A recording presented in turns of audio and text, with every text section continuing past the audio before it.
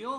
परमवीर सिंह चले गए हैं सुप्रीम कोर्ट में, और क्या लगता है अब सरकार का भविष्य? आप कहते रहे कि परमवीर सिंह अगर सुप्रीम कोर्ट में चले गए हैं तो अच्छी बात है।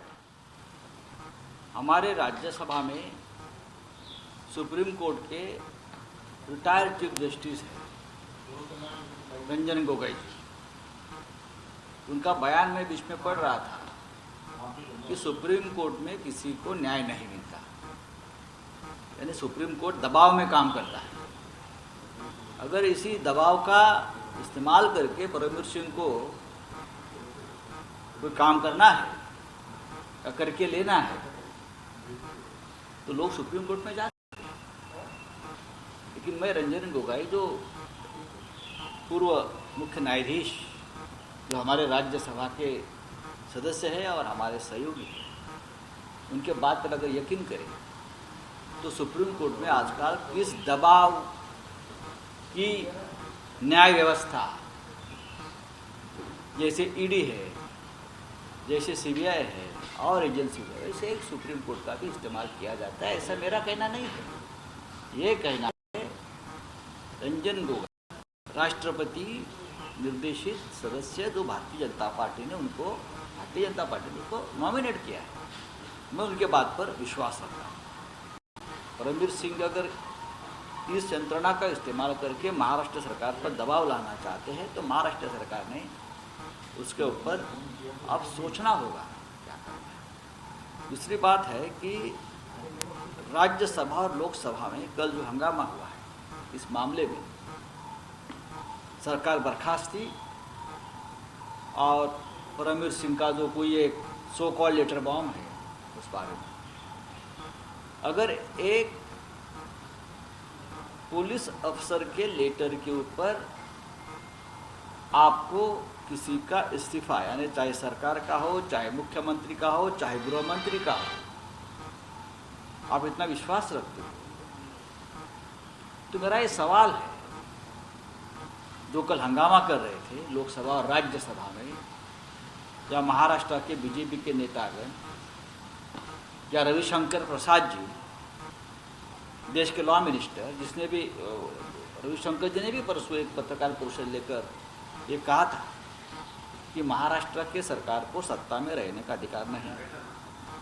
आप लॉ मिनिस्टर हैं, आप जरा गुजरात में जब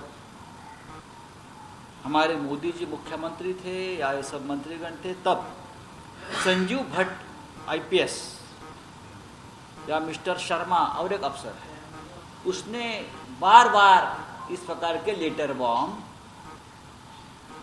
गुजरात के सरकार और गुजरात के राज्यकर्ताओं के बारे में लिखे हैं।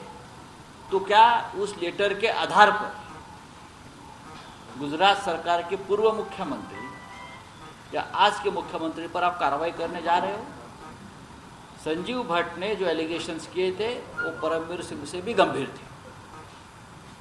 आपने संजीव भट्ट को जेल में डाल दिया है, मिस्टर शर्मा भी शायद जेल में है। तो क्या महाराष्ट्र में एक न्याय और गुजरात में दूसरा न्याय?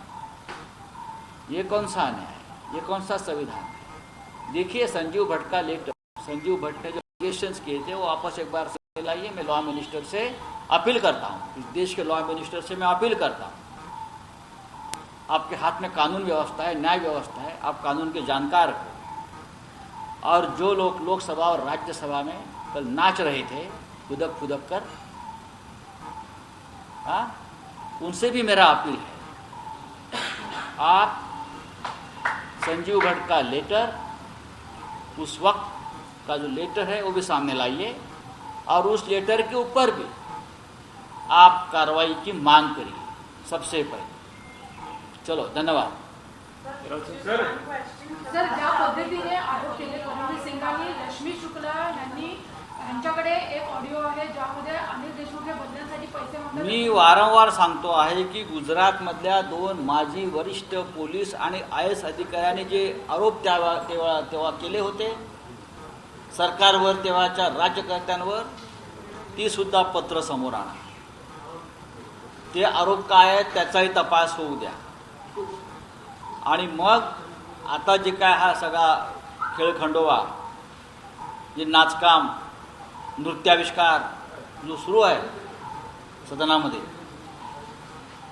तर मग त्याच्यावरती आपण चर्चा करू. आम्ही तयार आहोत चर्चा करायला. नवनीत राणे यांनी गंभीर आरोप केले की अरविंद सावंत यांनी त्यांना धमकी दिली. याला का गंभीर आरोप म्हणत नाहीत. हे कसे गंभीर आरोप? त्या महिलेने माझ्यावर सुद्धा अशाच प्रकारचे आरोप केले होते.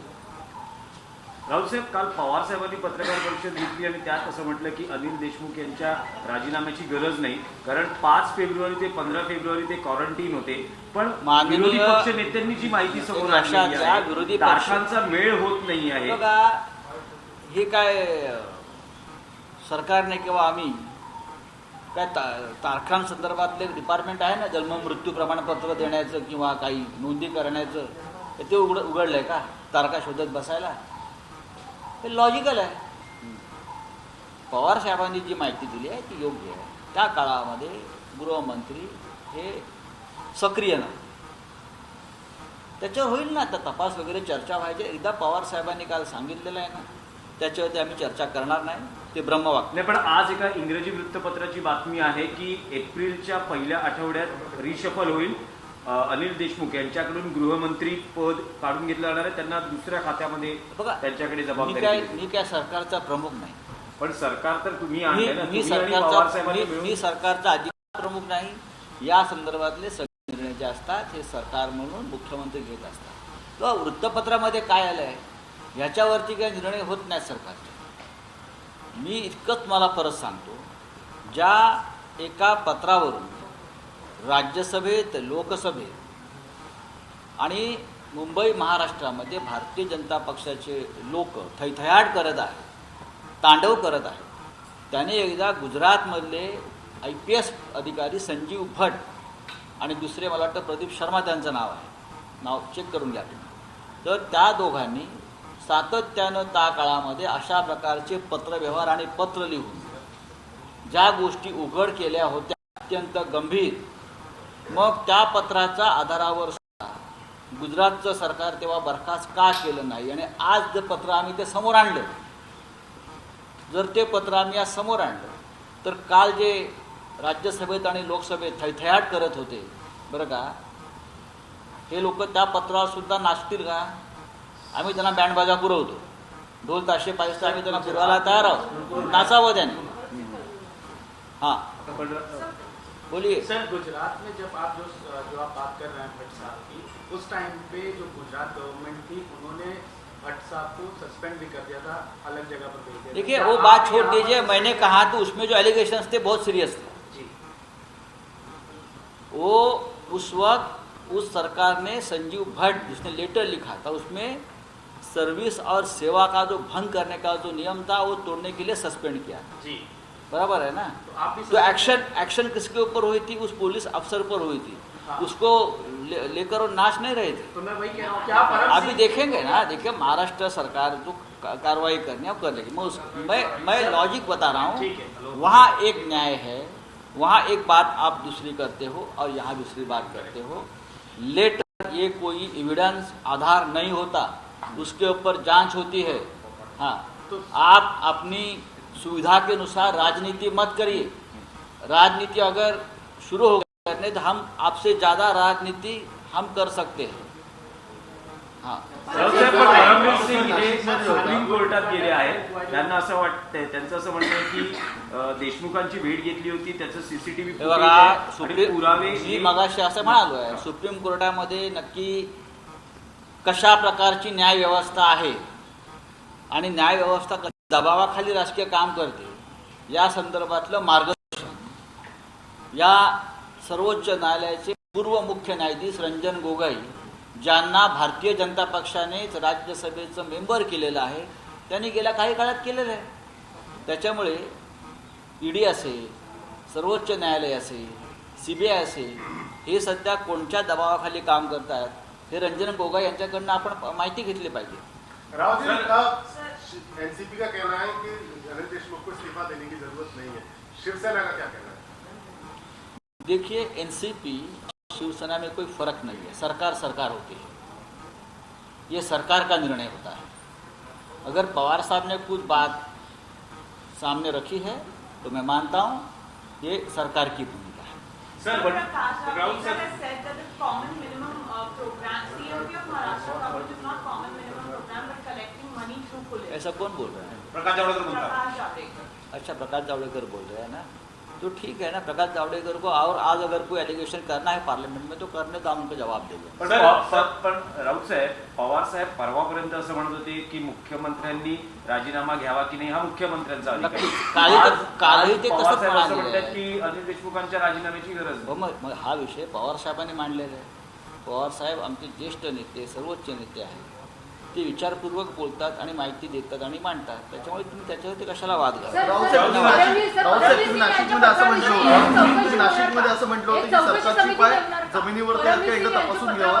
चौकशी समिती आता सरकार नेमणार का? हे मी कसं काय सांगू. जे पवार साहेबांनी म्हटलं ज्युलिओ रुबेरो किंवा अशा कोणाकडनं बघा, हे निर्णय सरकारी स्तरावर होतात. मी तुम्हाला आज परत तेच सांगतो, या अशा एका पानचट पत्रावरून बरं का जर राजीनामे घ्यायला लागले गृहमंत्र्यांचे, मुख्यमंत्र्यांचे, सरकारचे, तर केंद्रात आणि कोणत्याही राज्यामध्ये कोणालाही राज्य करायला नको. आणि मग अशा प्रकारच्या पत्रांवरच निर्णय घ्यायचे असतील तर अशा प्रकारची यापेक्षा गंभीर स्वरूपाचे आरोप असलेली पत्र गुजरातमध्ये तिकडल्या IPS आणि IS अधिकाऱ्यांनी लिहिलेली आहेत. ती पत्र सुद्धा आता खणून काढा. आता आमच्याकडे पत्र आहेत. आम्ही या देशाचे कायदा मंत्री रविशंकर प्रसाद यांना ती पत्र पाठवू, त्यांना अभ्यास करावा. धन्यवाद. नमस्कार, मैं हूं मानक गुप्ता.